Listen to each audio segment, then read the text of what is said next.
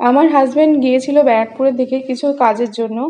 তো ফেরার পথে তো আর খালি হাতে ফিরতে পারে না, তাই নিয়ে চলে এলো B3-র বিরিয়ানি।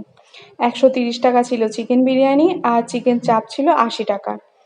তো বাড়িতে এনেই দুজনে খেতে বসে পড়লাম। সত্যি কথা বলবো, এতদিন বিরিয়ানি খেয়েছি, B3-র বিরিয়ানি যেন আমার সব থেকে সেরা লেগেছে। যেমন সফট, তেমন জুসি, তেমনই মশলাদার। দারুণ লেগেছিল। চিকেন চাপটা ওর সাথে লাগছিলই না, এত মশলা ছিল। তো তখন যেন মনে হচ্ছিল নান বা পরোটা হলে যেন চিকেন চাপটার সাথে জাস্ট জমে যেত। কিন্তু যাই হোক, সেটা তো ছিল না, তো বিরিয়ানির সাথেই খেলাম। তোমরাও একবার ট্রাই করতে পারো B3-র বিরিয়ানি। আশা করি তোমাদেরও খুবই ভালো লাগবে, আমার তো খুবই ভালো লেগেছে।